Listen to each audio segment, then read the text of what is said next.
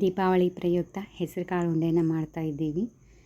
Traditional ಉಂಡೆನೇ ಸ್ವಲ್ಪ modern ಸ್ಟೈಲ್ನ ಕೊಟ್ಟಿದ್ದು. So ಹೀಗೆ ಮಾಡೋಣ ಅಂತ ನೋಡ್ಕೊಂಡು ಬರೋಣ.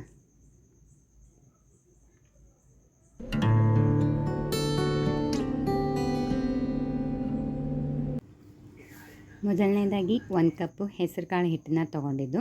ಹೆಸರು ಕಾಳು ಹಿಟ್ಟನ್ನ ಹೇಗೆ ಮಾಡಬೇಕು ಅಂದರೆ ಅದನ್ನು ಫಸ್ಟು ಹೆಸರು ಕಾಳನ್ನು ಹುರಿದು ಅದನ್ನು ಬಿಸಾಕೊಳ್ಬೇಕು.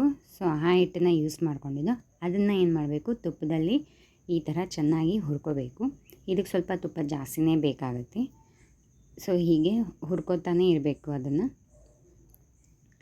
ಒಬ್ಬರೊಬ್ಬರು ಏನು ಮಾಡ್ತಾರೆ, ಹೆಸರು ಬೇಳೆ ಉಂಡೆನೂ ಮಾಡ್ತಾರೆ ಮತ್ತು ಹೆಸರು ಕಾಳು ಉಂಡೆನೂ ಮಾಡ್ತಾರೆ. ನಾನು ಇಲ್ಲಿ ಮಾಡ್ತಾ ಇರೋದು ಹೆಸರು ಕಾಳು ಉಂಡೆನ. ಸೊ ನೋಡಿ, ಅದು ತುಪ್ಪ ಅಷ್ಟೇ ಸಾಕಾಗಿಲ್ಲ, ಮತ್ತು ಸ್ವಲ್ಪ ತುಪ್ಪ ಹಾಕೋಬೇಕು. ತುಪ್ಪ ಹಾಕ್ಕೊಂಡು ಮತ್ತೆ ಹುರ್ಕೋಬೇಕು. ಸೊ ಹಾಗೆ ಅದು ತುಪ್ಪ ಆಲ್ಮೋಸ್ಟ್ ಇದನ್ನು ಎಲ್ಲನೂ ತುಪ್ಪದಲ್ಲೇ ಹುರ್ಕೋತಾ ಇರಬೇಕು. ಸ್ವಲ್ಪ ಹುರ್ಕೊಂಡು ಹಾಗೆ ಸ್ವಲ್ಪ ಆ್ಯಡ್ ಮಾಡ್ಕೊತ ಎಲ್ಲನೂ ಹಾಗೆ ಫುಲ್ಲಿ ಹಸಿ ಸ್ಮೆಲ್ ಹೋಗೋವರೆಗೂ ನಾವು ಇದನ್ನು ಹಿಟ್ಟನ್ನು ಹುರ್ಕೋಬೇಕಾಗುತ್ತೆ.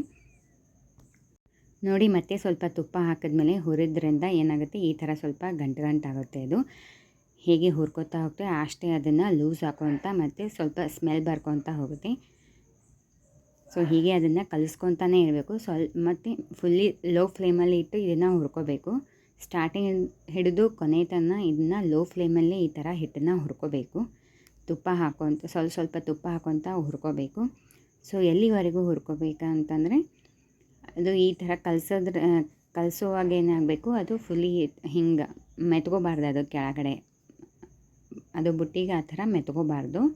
ಅಲ್ಲಿ ತನಕ ನಾವು ಅದನ್ನು ಹಾಗೆ ಹುರ್ಕೊತಾನೆ ಇರಬೇಕು, ಕೈ ಆಡಿಸ್ತಾನೆ ಇರಬೇಕು. ಇಲ್ಲಾಂದರೆ ಅದು ಕೆಂಪಾಗುತ್ತೆ, ಅಂದರೆ ಹೊತ್ತುತ್ತೆ, ಅದು ಸುಟ್ಟೋಗುತ್ತೆ ಹಿಟ್ಟು.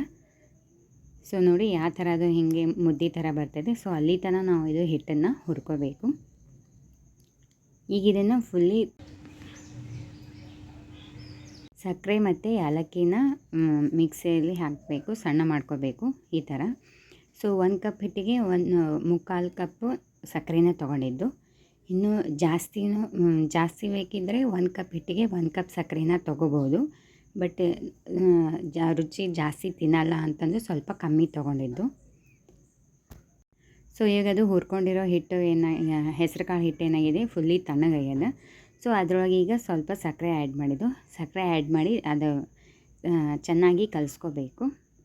ಸಕ್ಕರೆ ಫುಲ್ಲಿ ಸ್ಮೂತ್ ಆಗಿ ಮಿಕ್ಸಿಯಲ್ಲಿ ಹಾಕಬಾರ್ದು. ಅದು ಸ್ವಲ್ಪ ಕೈಗೆ ಹಿಂಗೆ ರವದ ಥರ ಹತ್ತಬೇಕು, ಅಲ್ಲಿ ತನಕ ಅಷ್ಟೇ ಅದನ್ನು ಗ್ರೈಂಡ್ ಮಾಡಬೇಕು. ಫುಲ್ಲಿ ಸ್ಮೂತಾಗಿ ನಾವು ಗ್ರೈಂಡ್ ಮಾಡಿ ಇದ್ರೊಳಗೆ ಮಿಕ್ಸ್ ಮಾಡಿದೆ ಅಂದರೆ ಅದೇನಾಗುತ್ತೆ, ಬಾಯಲ್ಲಿ ಜಾಸ್ತಿ ಅಂಟ್ಕೊಳ್ಳುತ್ತೆ. ಸೊ ಅದಕ್ಕೆ ಅದು ಫುಲ್ಲಿ ಆ ಥರ ಫುಲ್ಲಿ ಸ್ಮೂತ್ ಪೇಸ್ಟ್ ಮಾಡಬಾರ್ದು, ಸ್ಮೂತ್ ಪೌಡ್ರ್ ಮಾಡಬಾರ್ದು. ಸ್ವಲ್ಪ ಹಳ್ಳ ಇರಲಿ. ಸೊ ಅದನ್ನು ಈಗ ಸ್ವಲ್ಪಾಗೆ ಮಿಕ್ಸ್ ಮಾಡ್ಕೊತ ಫುಲ್ಲಿ ಕಲಿಸ್ತಾ ಇರೋದು ಹಿಟ್ಟು ಜೊತೆಯಲ್ಲಿ. ಹಿಟ್ಟು ಮಾತ್ರ ಫುಲ್ಲಿ ತಣ್ಣಗಾದ್ಮೇಲೆ ಸಕ್ಕರೆನ ಆ್ಯಡ್ ಮಾಡಬೇಕು, ಸ್ವಲ್ಪನೂ ಬೆಚ್ಚಗಿರಬಾರ್ದು. ಸೊ ನೋಡಿ, ಅಷ್ಟು ಸಕ್ಕರೆ ಹಾಕಿ ಈ ಥರ ಕೈಯಲ್ಲಿ ಅದನ್ನು ಹದ ಮಾಡ್ಕೋಬೇಕು. ಹದ ಮಾಡ್ಕೊಂಡ್ಮೇಲೇ ಈ ಥರ ಉಂಡೆನ ಕಟ್ಟಬೇಕು ನಾವು. ನೋಡಿ, ಉಂಡೆ ಎಷ್ಟು ಚೆನ್ನಾಗಿ ಬರುತ್ತೆ. ಹೀಗೆ ಮಾಡೋದಂತೆ ಅದಕ್ಕೆ ಸ್ವಲ್ಪ ಎಣ್ಣೆ ಥರ ಶೈನಿಂಗ್ನೆಸ್ ಬರುತ್ತೆ ಉಂಡೆ ಮೇಲೆ. ಅಷ್ಟು ಮಾಡಿದರೆ ಟ್ರೆಡಿಷ್ನಲ್ ಉಂಡೆ ರೆಡಿ ಆಗಿತ್ತು. ಬಟ್ ಇದಕ್ಕೆ ಸ್ವಲ್ಪ ಮಾಡರ್ನ್ ಟಚ್ ಅಂದರೆ ಅದನ್ನು ಈ ಥರ ಮಾಡರ್ನ್ ಟಚ್ ಅಂದರೆ ಏನು ಮಾಡಬೇಕು ಅಂದರೆ ಸ್ವಲ್ಪ ಪೇಡೆ ಥರ ಮಾಡಿದರೆ ಸ್ವಲ್ಪ ನೋಡೋಕ್ಕೆ ಲುಕ್ ಚೆನ್ನಾಗಿರುತ್ತೆ ಅಂತ ಈ ಥರ ಮಾಡಿದ್ದು.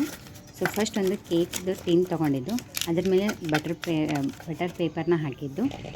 ಆ ಬಟರ್ ಪೇಪರ್ ಮೇಲೆ ನಾವು ಏನು ಹೆಸರು ಕಾಳು ಹಿಟ್ಟನ್ನ ಹುರ್ಕೊಂಡಿದ್ದೇವಲ್ಲ ಅದನ್ನು ಈ ಥರ ಹಾಕಿ ಸ್ವಲ್ಪ ಚೆನ್ನಾಗಿ ಸ್ಮ್ಯಾಶರ್ನಿಂದ